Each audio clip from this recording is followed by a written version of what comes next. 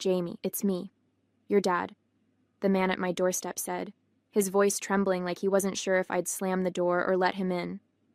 I stood frozen, my hand gripping the doorknob so tightly I could feel the metal digging into my skin. It had been 20 years since I'd last seen him, 2 decades since he packed his bags and left us behind. And now here he was, standing on my porch like he had any right to be there. "My name is Jamie Gardner. I'm 30 years old and I'm an engineer. For as long as I can remember, my life has been about solving problems, calculating angles, balancing loads, figuring out what works and what doesn't. But the one thing I could never figure out was why my dad left us when I was 10 years old. My mom, Carolina, worked herself to the bone to keep us fed and housed after he walked out. My brother Stan struggled with depression, and my sister Juliet grew up way too fast trying to fill in the gaps. And me? I built walls, buried the pain, and told myself we didn't need him. Until now." "Why are you here?" I asked, my voice colder than I expected. He looked at me, his face weathered and lined, and for a moment, he almost seemed ashamed. But then he let out a sigh and stepped back, as if he was trying to gather himself. "Jamie, I just want to talk. To explain," he said, his hands fidgeting nervously. "I know I made mistakes, but I'm trying to make things right." I leaned against the doorframe, crossing my arms. "Make things right? After 20 years? Where were you when Mom couldn't afford groceries? Or when Stan needed therapy? Or when Juliet cried herself to sleep because she thought it was her fault you left?" His shoulders slumped, and for a moment, I saw something flicker in his eyes. Regret, maybe. "I didn't mean for things to get so bad," he said quietly. I wasn't in a good place back then." "Well," I said, my voice sharp, "we weren't in a good place either, but we didn't get to walk away from it." I stood in the doorway, staring at the man who once called himself my dad, and the memories came rushing back, clearer than they had been in years. It wasn't like my dad left out of nowhere. The weeks leading up to that night were filled with tension, arguments that seemed to grow louder with each passing day. Even at 10 years old, I could feel the weight of it, hanging over the house like a storm cloud. My mom and my dad fought about everything: money, the bills, the stress of raising 3 kids. The fights would start quietly, but they never stayed that way. I'd hear their voices through the walls at night, rising and falling like waves crashing against the shore. My mom would plead with him, her voice breaking. "Paul, we're a family. We're supposed to handle this together." "I can't, Carolina," my dad would snap back. "Every day, it's the same. The bills, the stress. I'm drowning here. I need space." "What about the kids, Paul?" my mom said one night, her voice quieter but sharp with frustration. "Do you think they don't notice? Do you think this doesn't affect them?" Those words stuck with me. For days afterward, my dad seemed distant, quieter, like he was already halfway out the door. Then, one night, he came into my room. I was brushing my hair, getting ready for bed, when he sat on the edge of my bed. "Hey, kiddo," he said softly, his voice gentle in a way that felt strange. "I just wanted to say goodbye." "Where are you going?" I asked, confused. "I'm heading out for a while," he said, forcing a smile that didn't reach his eyes. "I'll see you soon, okay?" But soon never came. That was the last time I saw him until now, standing on my doorstep like 20 years hadn't passed. I tightened my grip on the doorframe, the memories swirling as I stared at him. He looked older, thinner, his face lined with years that clearly hadn't been kind. Part of me wanted to shut the door and never look back, but another part, the part that remembered how much my brother missed him, how hard my mom had worked to fill the void he left, kept me standing there. "Why now?" I finally asked, my voice colder than I expected. "After all this time, why are you here?" He hesitated, rubbing the back of his neck like he always used to when he didn't know what to say. "Jamie, I know it's been a long time and I can't change that. I just want to talk, to reconnect. I'm not asking for anything else." I let out a sharp breath, my chest tightening. "I can't do this right now," I said, trying to keep my voice steady. "I really can't." He nodded slowly, his eyes dropping to the ground. I understand. I'll give you some time, he said, taking a step back. But I'm coming back in a few days. I hope you'll let me in then. I didn't respond, didn't nod or shake my head. I just stood there as he walked down the steps and disappeared into the night, leaving me frozen in the doorway, my thoughts spinning out of control. As soon as I closed the door, I grabbed my phone and called my mom. My hands were shaking, and my mind was racing, but I needed to hear her voice. She picked up on the second ring. Jamie? What's wrong? She asked, her voice instantly concerned. He showed up, I blurted out. My dad. He was at my house just now. There was a pause on the other end, and when she spoke again, her tone was firm. He came here last week. I stopped pacing. What? Why didn't you tell me? Because I didn't want to upset you, my mom said with a sigh. He said he wanted to talk, to reconnect. I told him no. I told him it's too late for that. And then what? I asked, gripping the phone tightly. He left, she said quietly. But Jamie, listen to me. You don't owe him anything. Don't let him twist things and make you feel guilty. He made his choice when he walked out that door 20 years ago. Her words should have comforted me, but instead they stirred up even more emotions. He said he's coming back in a few days, I said softly. My mom sighed again. Just be careful. Don't let him get into your head. You're stronger than that, Jamie. I nodded even though she couldn't see me, her words settling over me like a heavy weight. I wasn't sure if I was strong enough to face this. After hanging up with my mom, I immediately called my brother. I couldn't shake the uneasy feeling that if my dad had shown up at my place and my mom's, it was only a matter of time before he found Stan or Juliet. Stan picked up after a few rings, his voice groggy. Jamie, what's going on? Stan, has Dad shown up at your place? I asked, trying to keep my voice steady. There was a pause before he replied. Dad? No. Why would he... Wait, are you saying he's been trying to see you? He was just here, I said, pacing my living room. And Mom said he showed up at her place last week. Stan exhaled sharply. No, he hasn't come here, but... God, Jamie, just hearing that makes me feel sick. I don't know what I'd do if I saw him. What does he even want? He says he wants to reconnect, I muttered, the words tasting bitter as I said them. Reconnect? Stan scoffed, his tone sharp. Where was he when we needed him? He doesn't get to just come back and pretend we're a family. I swallowed hard and ended the call, dialing Juliet next. She answered almost immediately. Hey, Jamie, what's up? Juliet, has Dad come to your place? I asked quickly. She sounded surprised. No, why? Did he come to yours? Yes, and Mom's too, I said. I'm worried he might show up at your door next. Well, if he does, he won't get far, Juliet said, her voice hard. I don't have anything to say to him. He lost that right a long time ago. Her words lingered even after we hung up, and I felt the weight of their reactions pressing down on me. My dad hadn't reached them yet, but it was clear that if he did, he wouldn't find the welcome he was looking for. A few days later, my phone buzzed with a text from Stan. It was short, but the words hit me like a ton of bricks. Can we talk? It's about Dad. I sighed, already bracing myself for whatever this was going to be. When I called him, he answered right away. Jamie, I know this is going to sound crazy, but I think we should meet him. Just once. All of us, he said, his voice shaky. Stan, are you serious? I asked, my frustration bubbling up. You really think one meeting is going to fix 20 years of nothing? No, he admitted. I don't think it'll fix anything. But I can't stop thinking about it, about him, about all the questions I have. He paused, and I could hear the strain in his voice. I need some kind of closure, Jamie. Don't you? I didn't respond right away.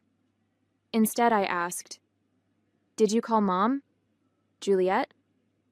I did, he said quietly. Mom said no. Juliet said hell no, but I'm asking you because I don't think I can face him alone. Please, Jamie, Just one meeting. If it's terrible, we never have to see him again. I closed my eyes, his words swirling in my head.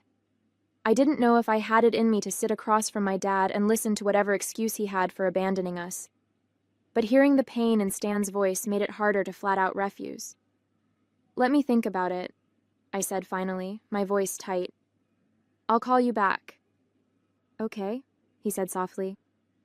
"Thank you." As I hung up, I stared at my phone, torn between anger, guilt, and the tiniest sliver of curiosity. Did I owe Stan this? Or was this just another chance for my dad to hurt us all over again?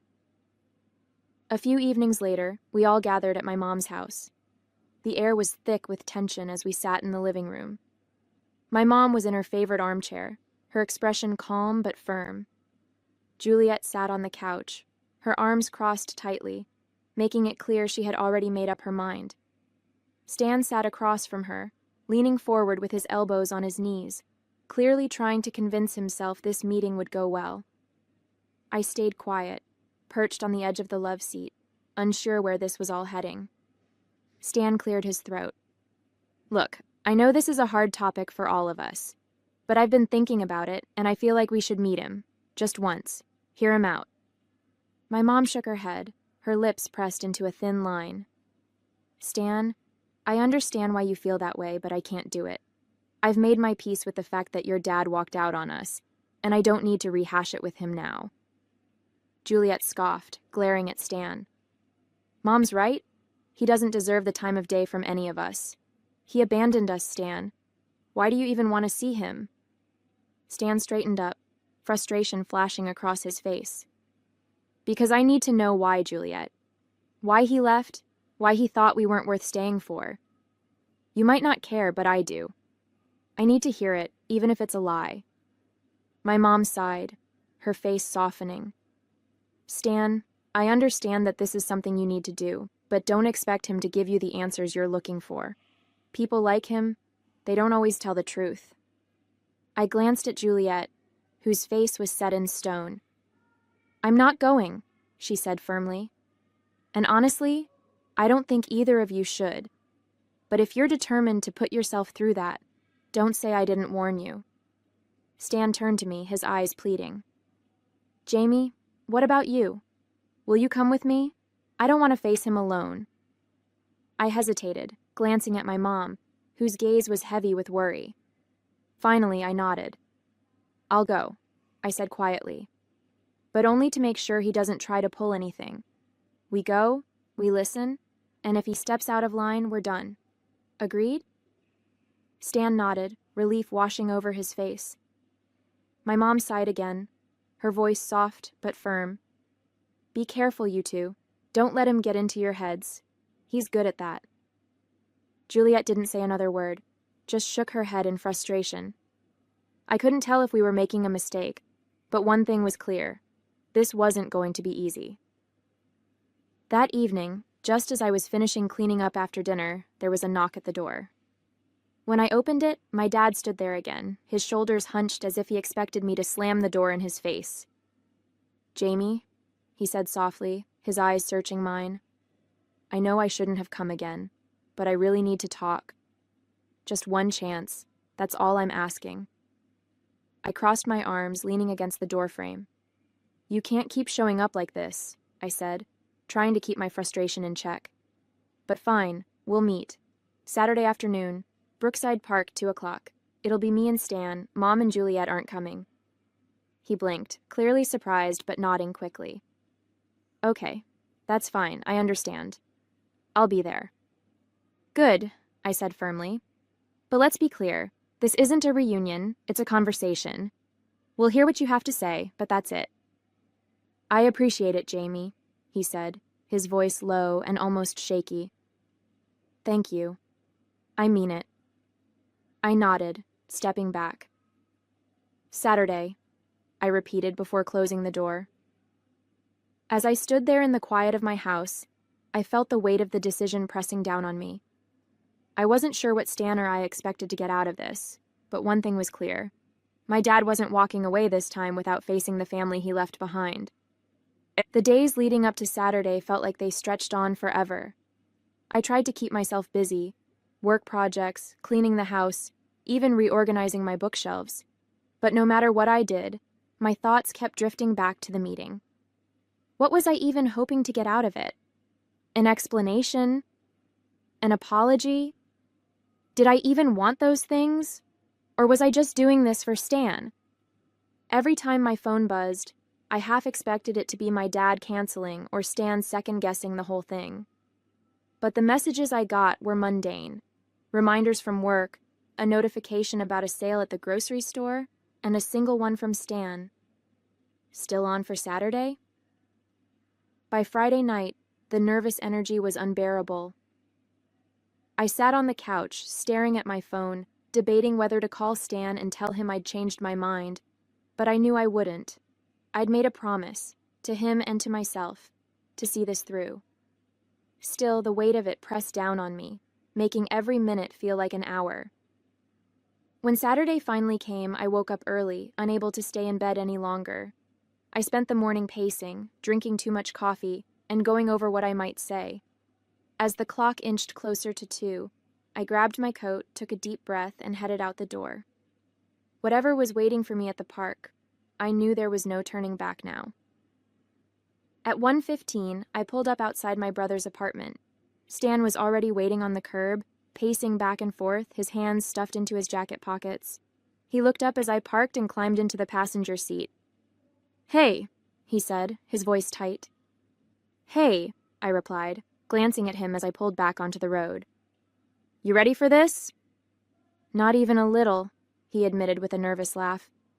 "But I guess that's the point, right? We're not supposed to be ready for stuff like this." I nodded, gripping the wheel a little tighter. "Do you want to grab a coffee or something? We've got time." "Yeah, that'd be good," Stan said quickly, as though anything that delayed the inevitable was a good idea. We stopped at a Starbucks drive-thru, and as we waited for our turn, the silence in the car felt heavy. "What are you thinking?" I finally asked. "I don't know," he said, staring out the window. "I'm scared. Not just of what he's going to say, but of what it's going to do to me, you know? Like, what if I leave this meeting feeling worse than I already do?" I handed him his coffee when we got to the window and pulled back onto the road. "I've been asking myself the same thing all week," I said honestly. "But we're doing this together, Stan. If it's bad, we walk away and we don't look back. Agreed?" He nodded, clutching the cup like it was an anchor. "Agreed." As we approached the park, my heart started pounding. It wasn't just about facing our dad. It was about facing everything he'd left behind. When we arrived at the park, we spotted him sitting on a bench near the pond, his hands folded tightly in his lap. He looked up as we approached, his face lighting up with a tentative smile. Stan and I exchanged a glance, and without saying a word, we walked over and sat down on the bench across from him. The air between us was heavy, the kind of silence that begged to be broken, but no one wanted to be the first to speak. My dad cleared his throat, breaking the silence. "Thank you for coming," he began, his voice quiet but earnest. "I wasn't sure if you would."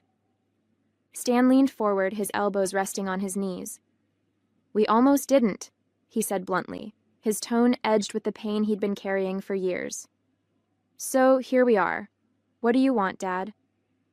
Our dad winced at the word dad, like he wasn't sure he still had the right to hear it. "I don't want anything except a chance to explain," he said, his hands fidgeting in his lap. "I know I hurt all of you. I know I let you down in ways I can never take back, but I want you to understand that it wasn't because I didn't love you." I shook my head, my jaw tightening. "Then what was it? Because from where I'm sitting, it sure felt like you didn't." He looked at me, his eyes heavy with something that might have been regret. "I was drowning, Jamie. I felt like I was failing at everything. Work, being a husband, being a father. I thought if I left, it would be better for all of you. That I was the problem." Stan's voice cracked as he cut in. "Better? You thought leaving us with nothing, making Mom work herself into the ground was better? Do you have any idea what that did to us?" My dad's shoulders slumped, and he looked down at his hands. I know it doesn't make sense now. I was selfish. I thought I was doing you a favor by staying away." "A favor?" I said, my voice rising. "Mom couldn't pay the rent, Stan needed therapy, and Juliet cried herself to sleep for months. That was your idea of a favor?" He swallowed hard, his eyes glistening. "I was wrong. I see that now. And I'm not asking for forgiveness. I know I don't deserve it. But I wanted the chance to tell you that I'm sorry." Stan let out a bitter laugh, sitting back on the bench. "Sorry doesn't fix anything. Sorry doesn't make up for 20 years of nothing." I felt a lump rise in my throat, my own anger swirling with the pain I'd tried to bury for so long. "You know what's hard about this?" I said, my voice shaking. "It's that we didn't have a choice. We couldn't leave. We had to stay and deal with everything you walked away from. And now you're here acting like showing up is some kind of redemption. It's not." My dad nodded slowly, tears slipping down his cheeks. "I know, but I couldn't go another day without at least trying to tell you that I'm sorry. I've thought about all of you every single day." Stan stood abruptly, his voice trembling. "Well, we didn't have the luxury of just thinking about you. We had to live it, Dad." I stayed seated, my hands clenched in my lap, watching the man who had shaped so much of my life through his absence. The silence stretched on, the weight of everything unsaid pressing down on all of us. The conversation continued, but it felt like we were running in circles. My dad kept saying how sorry he was, how he regretted every decision that led him to leave. Stan fired back with sharp words about how his absence had torn us apart, and I sat there, feeling the cracks in my own resolve widen with every word. "I don't know what you expect from us," I said finally, cutting through the tension. "Do you think hearing sorry is going to change anything? We've lived 20 years without you. We figured it out. We don't need you now." My dad's face crumpled, but I kept going, my voice steady despite the weight of my words. "You weren't there when we needed you. Not for Mom, not for Stan, not for Juliet, not for me. And now you want to come back, but it's too late." Stan exhaled sharply and glanced at me, his eyes filled with the same mix of emotions I felt: anger, sadness, and finally, understanding. He nodded almost imperceptibly, and in that moment, we both realized the truth. This was over. Our lives had moved on without our dad, and nothing he said or did now could change that. "Dad," Stan said, his voice quieter now. "I wanted this meeting because I thought it might give me some kind of closure, but the truth is I don't need anything from you anymore. We've already closed that chapter, whether you were ready for it or not." I looked at my dad, who seemed smaller than ever, his shoulders slumped and his hands trembling. "I don't hate you," I said softly, surprising myself. "But there's no place for you in our lives anymore. I'm sorry, but it's too late." He opened his mouth as if to respond, but no words came. After a long, heavy silence, he nodded, his gaze dropping to the ground. "I understand," he whispered, his voice barely audible. Stan stood, and I followed. Without another word, we turned and walked away, leaving him on the bench. The drive back to Stan's place was quiet, the kind of silence that felt heavy but necessary. Neither of us reached for the radio or tried to fill the space with small talk. I kept my eyes on the road, the hum of the engine the only sound between us. Stan stared out the window, and I glanced at him briefly, wondering what was running through his mind, but I didn't ask. I think we both needed time to process what had just happened, to let the weight of it settle. When I pulled up outside his apartment, he finally broke the silence. "Thanks for coming with me," he said quietly, his voice rough. "I don't think I could have done that alone." I nodded, offering a small, tight smile. "We did what we could. Now we move on."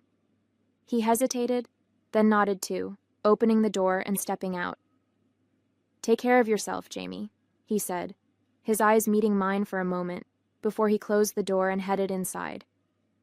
As I drove home, the quiet followed me, but it felt different now, less heavy, more final. We'd faced our past, and while it didn't feel good, it felt like something we needed to do. Now it was time to keep moving forward. Hey there! Did you like the story? If you did, don't forget to hit the like button and subscribe to the channel. It helps us a lot and makes sure you won't miss out on more great stories we share here. Thank you for watching, and we'll see you in the next one.